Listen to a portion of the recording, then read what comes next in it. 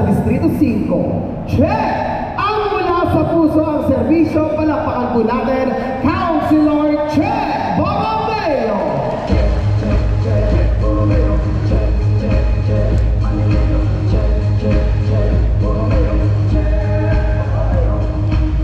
Magandang hapon po sa inyo lahat.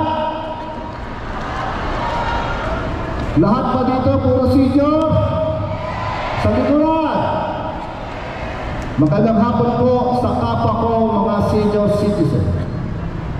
Ako po si Engineer Che Borromeo, dati niyo pong konsyal na magpapalit.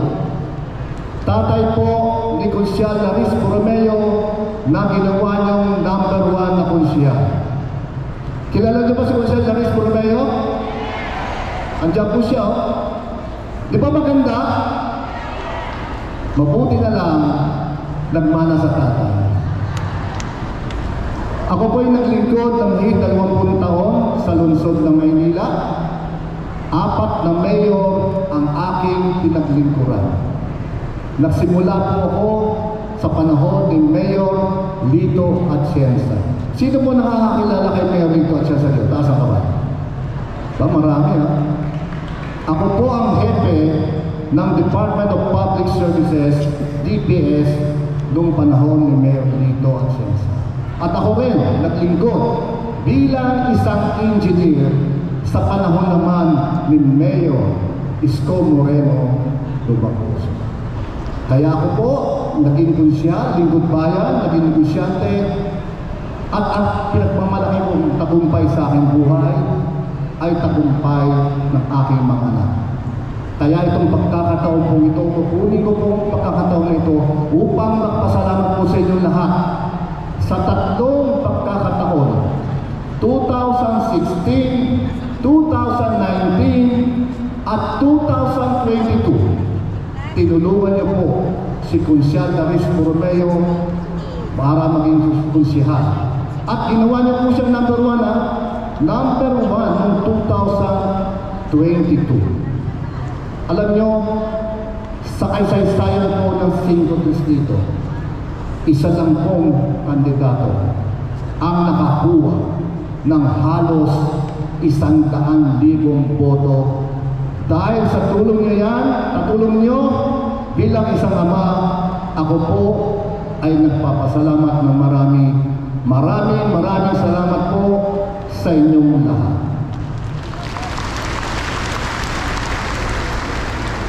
Mga kapwa ko senior,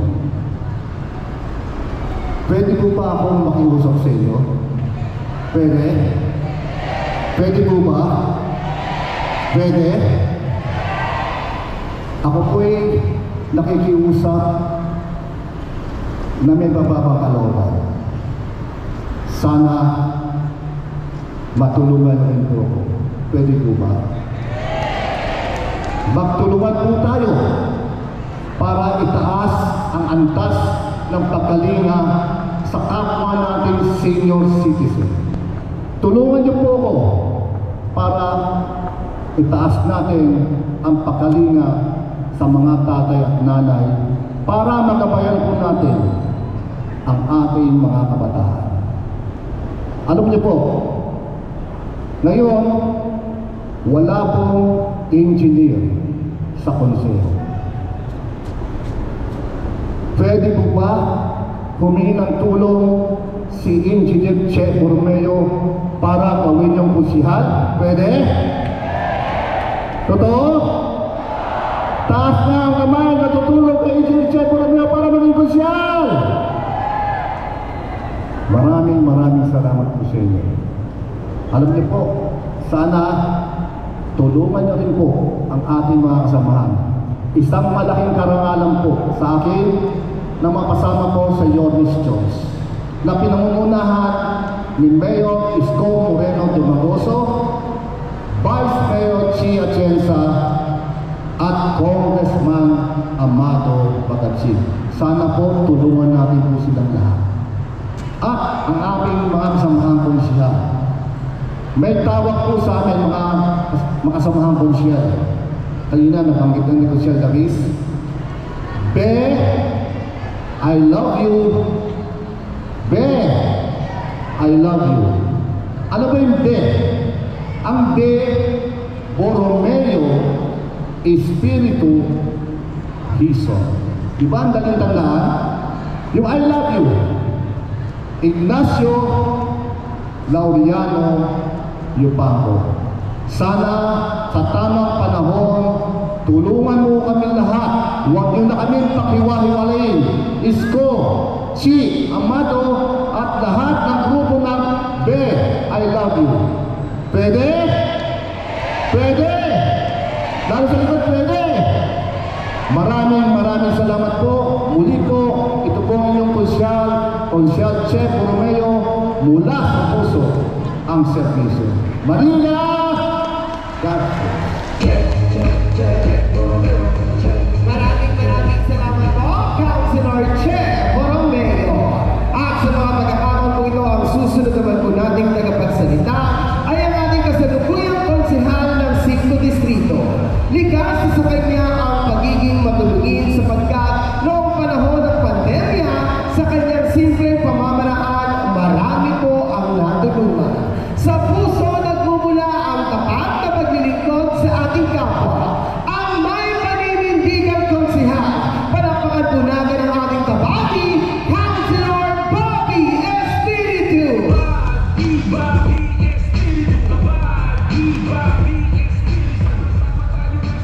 Magandang hapon mga kabady! Kamusta na po kayo? Una-una, nais ko po munang magpasalamat sa inyo. Noong nakaraang halalan, ginawa niyo pong konsehal ang inyong kabady. Kaya maraming salamat po. Yung ipinagkaloob niyo po sa aking tiwala, sinuklihan ko po ng tapat, malinis, at may dignidad na paglilingkod. Aktibo po tayong miyembro ng ating konseho. Isa po sa ating ipinaglaban at naipasang ordinansa, yung ating Anti-Business Harassment Act. Di ba po, galing tayong pandemya, ang daming nagsarang negosyo, ang daming nawalan ng trabaho.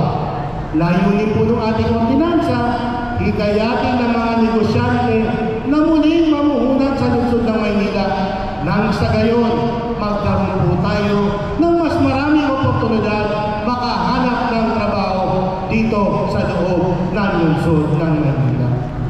Tuloy-tuloy din po yung ating mga programa, yung ating anti-dengue listing, libreng gupit, anti-rabies, libreng sakay, feeding at kung ano-ano pa. At siyempre, yung mga programang tanging si kabady lang ang gumagawa. Meron po tayong konkretong programa pang kabataan. Yung ating kabady lang, 3 taon na po natin ginagawa yan. District-wide Interzone Sports League para sa kabataan, para maiiwas natin sa masamang bisyo. Tuloy-tuloy din po yung ating programang inumpisahan mula ng pandemya, yung 1 linggong ayuda.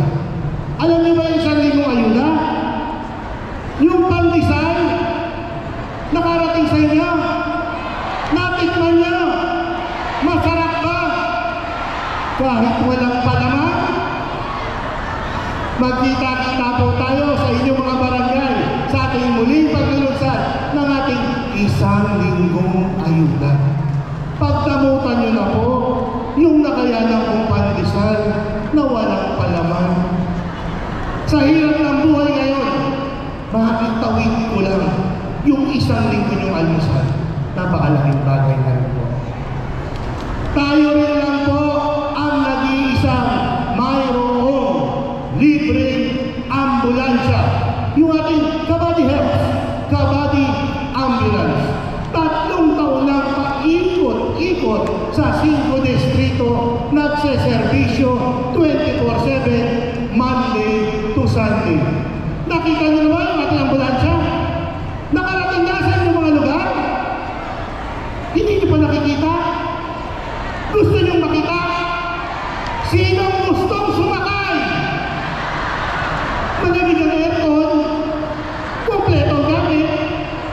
huwag kayong sasakay. Ang importante, sa oras na kailangan nyo ng ambulansya, laging nakatabay ang ating Kabady Health, Kabady Ambulance. Alam niyo po, tatawag tayo private ambulance, papasundo tayo sa ating lugar, sa San Andres, pahatid tayo sa pinakamalapit na ospital. Magkano tayo abutin? 5,000? 10,000? 15,000? Ang mahal naman. Wala ka pa sa ospital, ang laki na lang binabayaran. Samantalang kay Kabady, libre. Kaya lagi niyo pong tatandaan, kapag may emergency, tawagan si Kabady. Maganda po ba yung ating programa? Gusto niyo po ba yan? Gusto niyo bang ipagpatuloy natin? Pwede po ba akong maglambing? Pwede niyo ba akong samahan muli? Pwede ba isa pa? Pwede ba straight kami? Maraming salamat po. At lagi niyo pong kaagapay ang buong grupo ng Yorme's Choice sa pangunguna ng ating Yorme Isko Moreno Dumagoso, ang ating Vice Mayor G. Atienza, ang ating Congressman Amado Bagatsing, at ang I Love You Borromeo Espiritu Hizon Ignacio Lauriano Yupanco. At makasisiguro po kayo, sa bawat hakbang, sa anumang pagsubok, sa lahat ng panahon, mayroon kang Kabady. Muli, ito po ang inyong Kabady, Bobby Espiritu. Maraming salamat po. Magandang hapon po sa inyong lahat. Maraming salamat po, Councilor Bobby Espiritu. At sa mga pagkakataon po ito, ang susunod naman po nating tagapagsalita ay naglilingkod sa atin sa kanyang unang termino bilang konsehal ng Distrito 5. Nagtapos ng Legal Management sa Paaralang de la Salle University at gayon din siya rin ay nagtapos sa Paaralang San Beda College bilang isang mahusay na abogado. Isang veteranong human rights lawyer na nagtatanggol sa bawat karapatan ng ating kababayan. Ang tinaguriang abogado ng 5 Distrito, palakpakan po natin, Councilor Attorney J.B. Hizon. Attorney J.B. Hello po, magandang tanghali po sa inyo lahat. Bago ako magsimula, nais ko po muna lahat kayo pasalamatan. Alam ko po, mas marami kayong ibang mga pwedeng gawin ngayong araw na to. Pwedeng nagpapahinga lang kayo ngayong hapon, oras ng siesta ngayon. O kaya pwedeng nag-aalaga lang kayo ng kapo, o kaya baka namimay nyo lang ng mga pamasko natin sa ating mga mahal sa buhay. Pero, nung nakuha niyo yung imbitasyon ni Yorme, pinili niyo po kami makasama ngayon. Yung pagpunta niyo ngayon, ang pinapakita niyo sa amin dyan ay interesado po kayong marinig ang mensahe ng Yorme's Choice ngayong araw na ito. Kaya sa pagpunta niyo pa lang dito sa inyong lahat, maraming salamat po sa pagpunta niyo ngayon. Palakpakan naman natin ating mga sarili. Kaya, tsaka para mag-isip tayo ng konti, ang lamig para na silang patulog, no? So, una sa lahat, ako po si Konsehal Attorney J.B. Hizon. Ako po ay papasalukuyang konsehal ngayon at ako po yung panganay na anak ng ating dating Congressman Joey Hizon, at ako po yung kakambal ng ating dating 3-termer councilor na si Councilor Joey T.J. Hizon. Ako po ay kasalukuyang nasa aking unang termino bilang inyong konsehal, at ang termino na yan ay utang na loob ko po sa inyo. Kasi nung huling halalan po, ako po ay pinagkatiwalaan nyo at pinagbigyan nyo po para maging konsehal nyo. At naniniwala naman din po ako, hindi ko naman po sinayang yung tiwala na binigay nyo po sa akin nung nakaraan na halalan. Sa katunayan po, sa lahat ng bagong halal na konsehal, ang inyong lingkod po ang may pinakamaraming naipasang ordinansa at saka mga resolusyon. Kabilang na po dyan yung isang resolusyon natin na naging rason para magkaroon po ng Sharia Court dito sa lungsod ng Maynila, para po yung mga kapatid natin na Muslim hindi na po kailangan pumunta sa Mindanao para lang kasikasuhin yung mga problema nila sa legal. Kasama rin po dyan yung ating pong draft ordinance na kung saan binibigyan po natin ng karapatan yung mga mag-asawang hindi kasal, kaya yung mga LGBTQ na mag-desisyon po sa ospital dito sa lungsod ng Maynila. Nang sa ganun, hindi na po nasasayang yung oras ng ating mga kababayan na maghanap pa ng kamag-anak para lang mag-desisyon dun sa mga importanteng desisyon sa loob ng ospital. Bukod po dyan, ginawa rin naman po ni Consiel ni JB Hison yung mga inaasahan ng mga proyekto na ginagawa ng regular na Consiel. Ano ba to? Nag-a-anti-dengue listing tayo, nagpapabakuna tayo ng kontra-rabies, nagpapalibing kupit tayo, nagpapalibing pamikap tayo, nagpapalibing sakay, namimigay tayo ng tulong sa mga namatayan, nagbibigay tayo ng solusyon sa barangay, nagpapazumba tayo, nagpapa-uniforme tayo ng tanod, nagpapahiram tayo ng mga swimming pool, at lahat po ng mga proyekto ng isang regular na konsehal, ginawa rin naman po yun ni Konsehal JB Hison. Pero, naalala ko po kasi yung sinabi sa akin dati ng aking ama. Pag nagsisilbi ka sa taong bayan, hindi lang dapat basta-basta ang pagsisilbi mo. Dapat binibigay mo talaga lahat ng iyong nakakaya. Kaya nung ako po ay po, ganyan din po ang ginawa ng inyong konsehal. So paano ginawa ni Konsehal JB Hison? Yung higitan pa yung servisyo ng isang regular na konsehal. Unang-una sa lahat, kanina niyo pa po siguro naririnig. Ang tawag sa akin, ang abogado ng Sito Distrito. Pero ano ba talaga ang ibig sabihin nun?